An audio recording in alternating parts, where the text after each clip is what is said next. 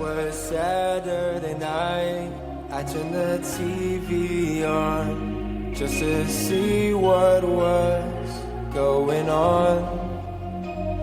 You've been gone a while, didn't hear from you. I just want to know if you're safe and sound, 'cause I want to know if you made it out or if you're caught up in the mess. So tell me, are you okay? 'Cause I don't wanna lose you. It ain't easy 'cause I know I'm not with you. But tell me, are you okay? 'Cause I don't wanna say goodbye. I don't know what I'll do. Hello, everyone. Welcome back to Healing Connection. I am your host, Joy McBride, and today's special is Love Under Fire, Relationships in Crisis. Whether you're a veteran, first responder, caregiver, or spouse, the intense demands for our roles constrain even the strongest bonds. Over the next 50 minutes or so, or less, we will explain how trauma, schedule, and stress impacts relationships, both the challenges and the surprising strengths that really can emerge. I'll share honest stories, sprinkle in moments of levity, and offer practical guidance to help you and your partner thrive together. As always, if any of this seems a little too much or you're not ready for this just yet, that's okay. It's a start. But remember, you can always call or text 988 and veterans press 1 and everybody else stay on the line. Somebody will be with you. I promise it is true. If you don't want to do that or not go to that extreme, you can always email me at cooljoe77@heroobjective.org. You can send me an email and let me know, hey, I like this. No, I don't like this. What about something like this? Or, hey, I want to share a story, and you can share it with the rest of the podcast. So that's what all that's for. So let's dive in. The high stakes of love under stress. When you're dealing with trauma exposure, shift work, or caregiving demands, your relationship often takes a back seat.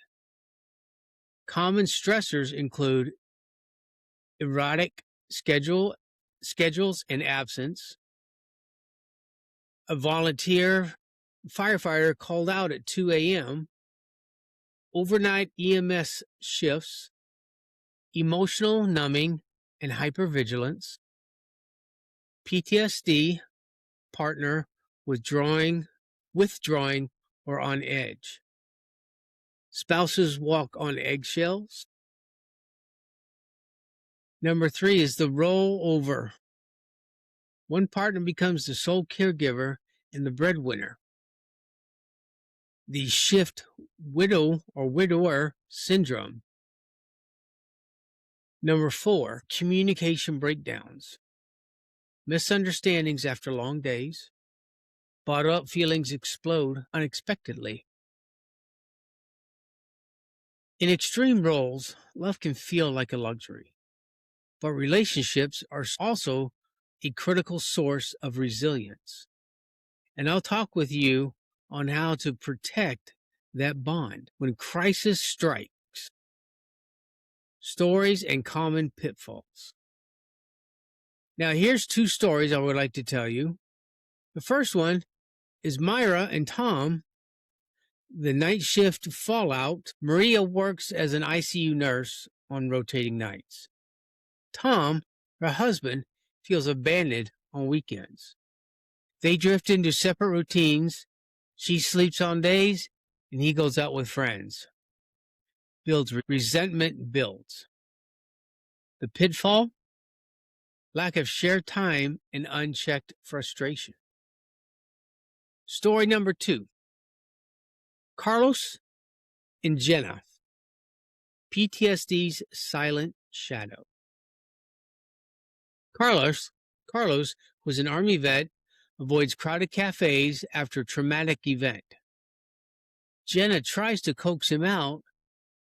Every invitation feels like pressure. Carlos withdraws. Jenna feels rejected. The pitfall? Avoidance and miscommunication, fueling loneliness on both sides. But even in the darkest moments, humor can break the ice. Maria once woke Tom at noon in full scrubs, coffee in hand, only to realize that she was off duty and at the wrong house. Her scrubs had neighbors' barbecue stain on them. They laughed till they cried, and it reminded them that mistakes or misdates can bring you closer. The negatives. Challenges that erode connection. Here are a couple key relationship stressors. A.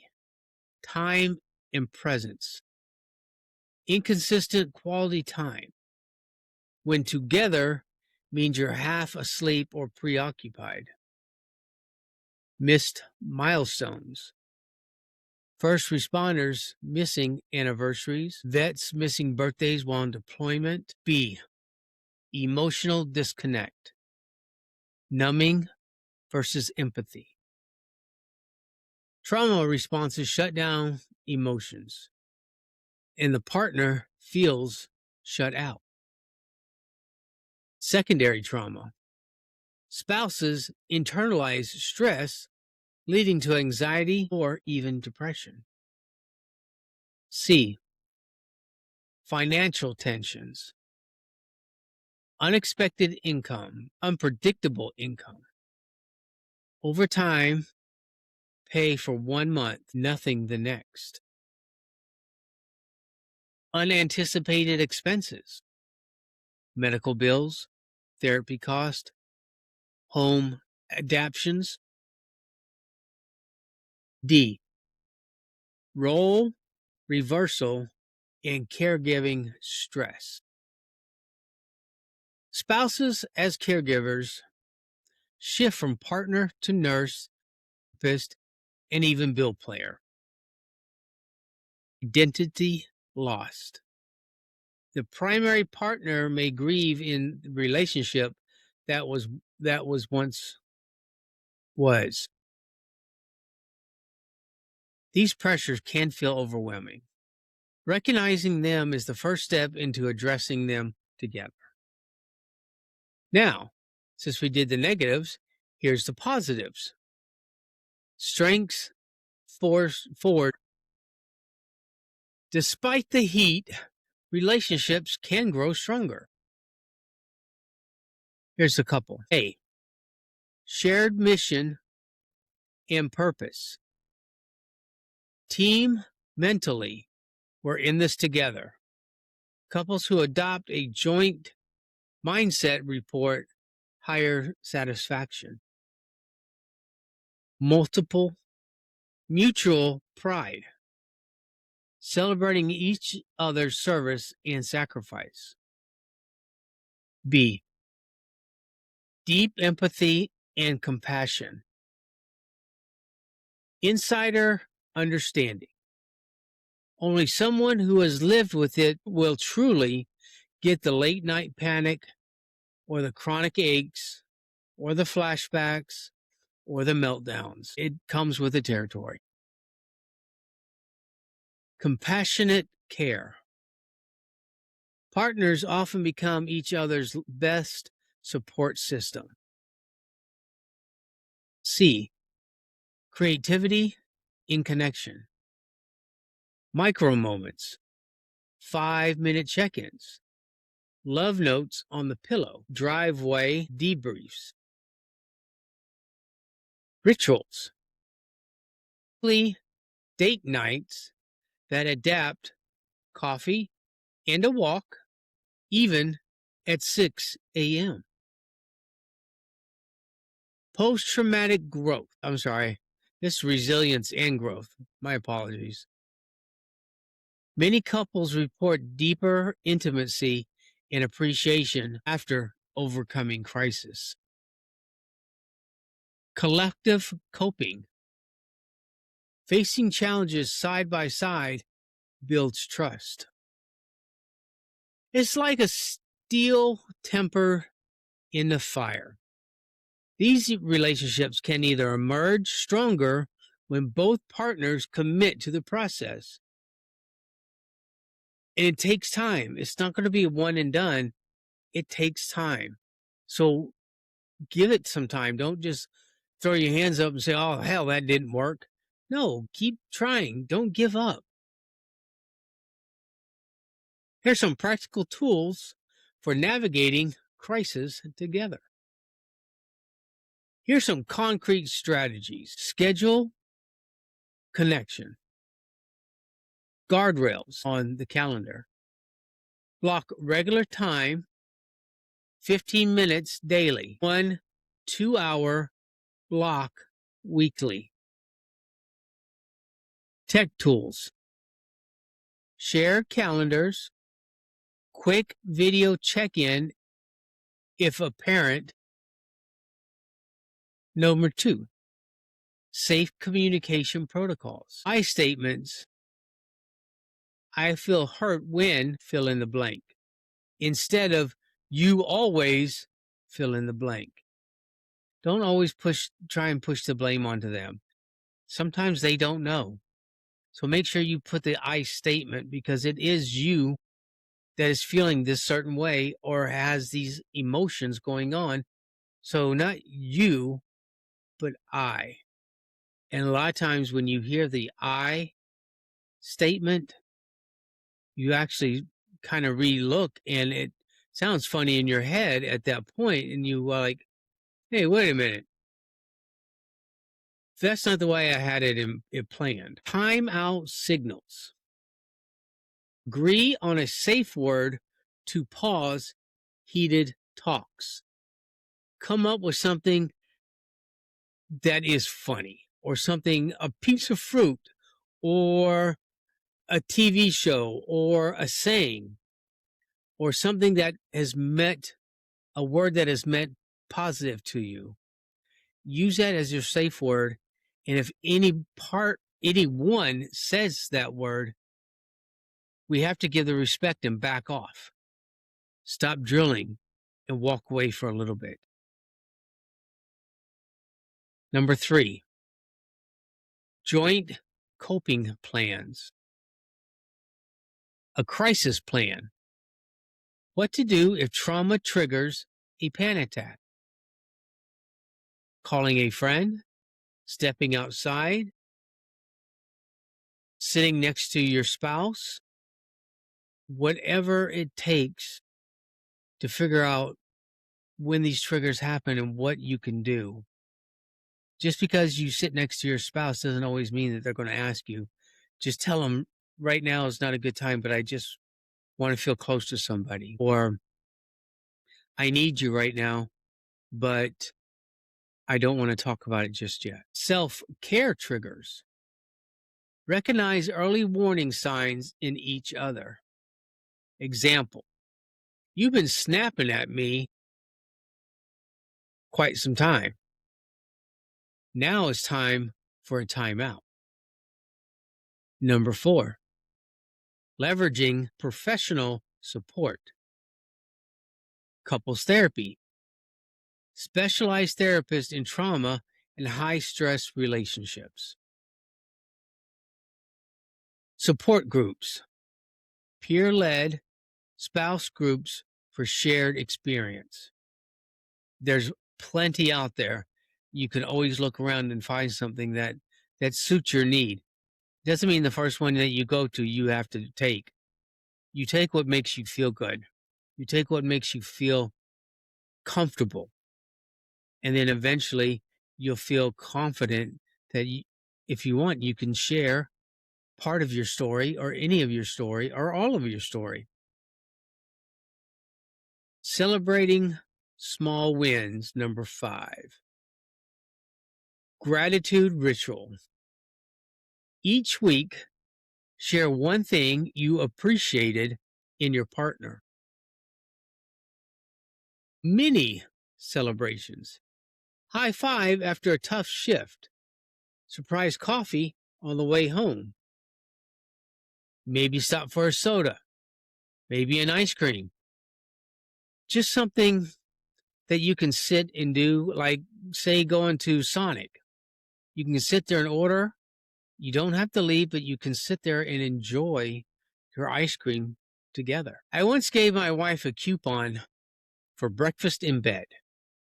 Redeemable on any Tuesday. I'm not on call.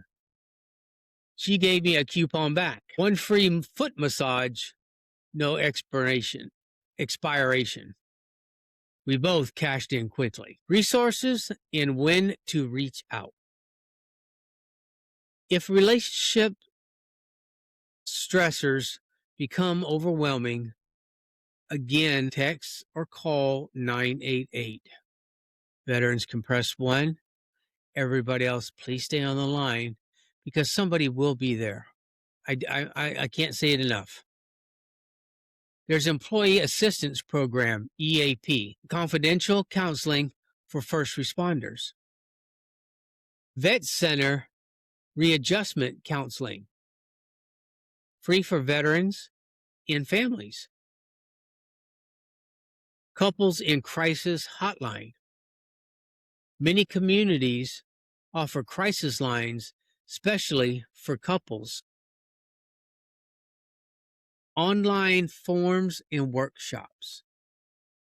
Military One Source, Wounded Warrior, Spouses Forums, Caregiver Support Networks. There's probably on and on and on that I could say, but just take the time to go look and find out, like I said, what makes you feel comfortable.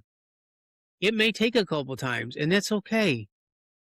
You're doing something for you and your spouse. You both are trying to come together because however long ago you married your spouse, you did it for life. Yes, I know certain things come up and certain situations happen, but I'm talking about at that time, you felt and gave the world to your spouse. So why not help your spouse and help your relationship and help each other come to a little bit of an agreement or something that can help? Don't ever just throw in the towel when things get rough. It feels bad. You don't want to go on. You don't want to keep going. You're tired. You've had enough. You're tired of walking on eggshells. You're tired of being yelled at, tired of being snapped at, tired of being embarrassed. Kind of goes all around all the way. And that's okay. That just comes with the territory, unfortunately. I am very sorry to say that, but that is true. I speak from my own experiences that I have done that. And it wasn't until afterwards I found out how embarrassing I was.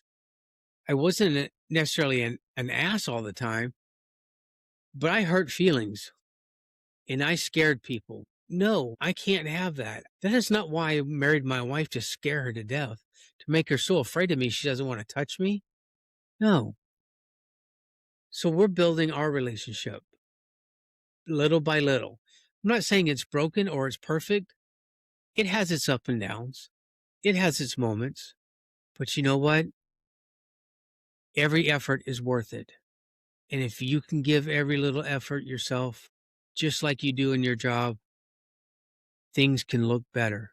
Things can look brighter. And it also shows your children what you can do if something comes up in their relationships when they get married, how they can look back and say, well, mom and dad did this and it worked. Let's see if I can try it and see if it works for me.